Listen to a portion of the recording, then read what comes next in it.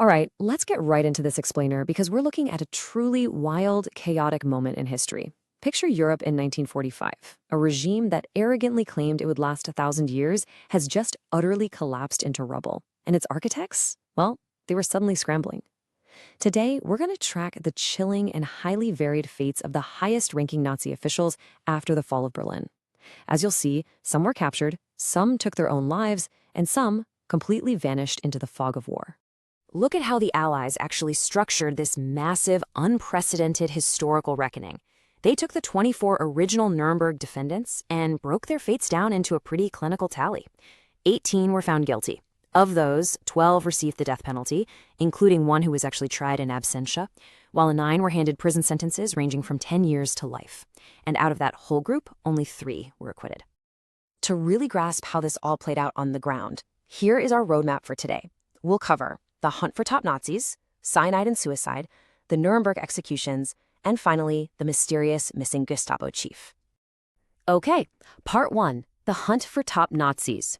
Let's see how the search for these fugitives unfolded across a totally shattered continent. Consider the sheer desperation here. Reichsfuhrer SS Heinrich Himmler, literally the mastermind of the Holocaust, tried to slip through a British checkpoint wearing a dirty sergeant's uniform and an eye patch. He was traveling with 2 well-dressed companions who just kept nervously looking back at him. When the guards asked for his papers, he confidently handed over documents claiming to be Sergeant Heinrich Heisinger. Talk about a rapid downfall, right? Just look at this timeline. Weeks earlier, in April 1945, Himmler was actually trying to negotiate with the Allies, audaciously demanding immunity. Obviously, they refused. By May 22nd, he's detained at that checkpoint because his brand new passport and sketchy behavior raised some massive red flags. Once he's taken in, he rips off the eye patch and admits who he really is, still hoping to cut a deal. But during a medical checkup the next day, a British doctor spots a tiny blue object in his mouth. Before they could stop him, Himmler violently jerked away, bit down on a hidden cyanide capsule, and was dead in 15 minutes. And here is the ultimate irony of his capture. Warnings had actually been sent out to British troops to watch for counterfeit discharge papers specifically made for fleeing SS men.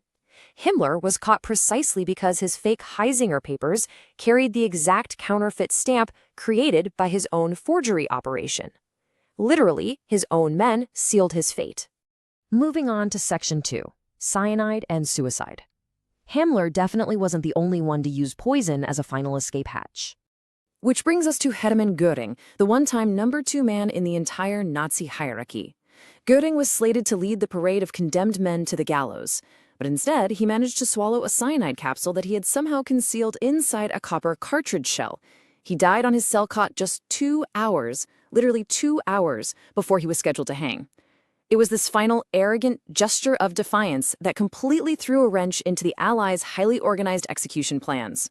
Let's transition to part 3. The Nuremberg executions. From chaotic suicides, we move to the incredibly somber, formal justice handed down on October 16, 1946. Of the Nuremberg 10 who were methodically marched to their deaths, the whole process was highly structured. Get this, they used a small, brightly lit gymnasium inside the prison yard. American guards had literally been playing basketball in that exact room just 3 days prior. Inside, they built 3 black-painted wooden scaffolds. Former Foreign Minister Joachim von Ribbentrop went up first. Then came military leaders like Field Marshal Wilhelm Keitel, followed by brutal security chiefs like Ernst Kaltenbrunner. And their reactions at the end were fascinating. While some defendants looked terrified, military leaders like Keitel mounted the gallows, projecting this iron-jawed Prussian haughtiness right to the very end. In his final moments, Keitel spoke in a full, clear voice. It's a huge contrast to how he acted during the trials, where he practically begged for mercy and tried to pass all the blame onto Hitler. You have this really stark, unsettling contrast here. On one side, it's a highly formal military execution. American and Russian doctors stepping up with stethoscopes to officially pronounce each man dead. But because Göring had just killed himself, the Allies were absolutely terrified a myth would spread that he had somehow escaped. So they actually brought Göring's dead body into the execution chamber on a stretcher. They pulled back a cocky blanket to show his corpse, dressed in wet black silk pajamas, just to prove to the witnesses that he was actually dead. Then you have the 8th man to hang, Julius Streicher. the architect of Nazi anti-Semitic propaganda. He easily provided the most visceral and chilling moments of the night. He's pushed to the ropes screaming Heil Hitler and glaring at everyone shouting Purimfest 1946, cynically comparing his execution to the Jewish holiday. The hanging itself was horribly botched. As the trapdoor opened, he went down kicking and groans were heard from inside the scaffold until the hangman had to actually go behind the curtain and finish the job manually. Now, military tribunals weren't strictly reserved for the high command. They extended to the day-to-day camp staff as well. Women like 21-year-old Irma Gries, the youngest executed, Maria Mundell, known as the Beast of Auschwitz, who had this deeply twisted passion for classical music, and Juana Bormann, the woman with the dogs who sadistically set her wolfhounds on prisoners. They faced clinical, measured drop hangings by British executioners like Albert Pierpoint. It was swift justice for the orchestrators of daily terror. So, we've covered the captured, the suicides, and the condemned. But that leaves us with one massive, lingering question. What about the biggest fish that got away? Welcome to Part 4, the missing Gestapo chief. Let's dig into the intense fog of war surrounding Heinrich Mueller. To really understand why Mueller is such a big deal, you have to look at his resume. He wasn't just some mid-level bureaucrat. Mueller was the head of the Gestapo. He directly oversaw Adolf Eichmann in managing the logistics of the Holocaust. He was a master of counter-espionage, famously running the Red Orchestra double-cross network against the Soviets. And crucially, he was last seen in Hitler's bunker on May 1, 1945, explicitly refusing to flee, allegedly saying, "The regime has fallen, and I fall also." Because his body wasn't definitively found right away, the rumor mill went absolutely wild. Did he die in the rubble? Did Soviet intelligence, SMERSH, secretly capture him because of his vast counter-espionage knowledge? Or did he escape to South America? Or maybe even become a police official in Albania? Intelligence agencies literally chased these ghosts for decades. Imagine the frustration of this investigation. Authorities questioned to factors who swore Mueller was living in Moscow. In 1963, they actually exhumed a grave in West Berlin with Mueller's name on it, only to find the mixed remains of 3 completely different people. Eventually, testimony from a 1945 gravedigger pointed them toward a totally different location, a destroyed Jewish cemetery in the Soviet sector of Berlin.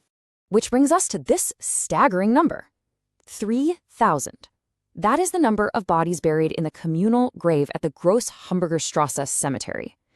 German researchers found strong documentary and eyewitness evidence indicating that a cleanup crew recovered Mueller's body in August 1945 near the aviation ministry and unceremoniously dumped him into this exact mass grave. It's a horrifying historical irony, isn't it? As top Nazi hunter Ephraim Suroff pointed out, this cemetery was actually destroyed by the SS in 1943. To think that a key mastermind of the genocide of European Jews might be permanently rotting, completely anonymously, in the very sacred ground he helped desecrate, it's just a deeply unsettling twist of fate. So, what about all those spy thriller theories? Well, declassified files from the CIA's counterintelligence staff run by James Angleton show the U.S. was never in contact with Mueller. The CIA concluded that those breathless reports of him working for Moscow or hiding in Albania or South America were highly likely to be calculated disinformation campaigns floated by the Soviets and Czechs. The most probable reality? He died right there in the Berlin death trap. Which leaves us with this final thought to ponder. We have meticulous ledgers documenting the fates of Göring, Himmler, and the condemned at Nuremberg.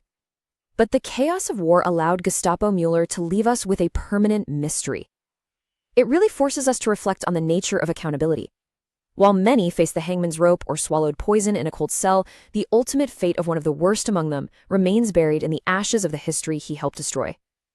Thank you so much for joining me on this explainer. I hope it gave you some clarity on the complex, chaotic paths of justice at the end of the Third Reich. Catch you next time.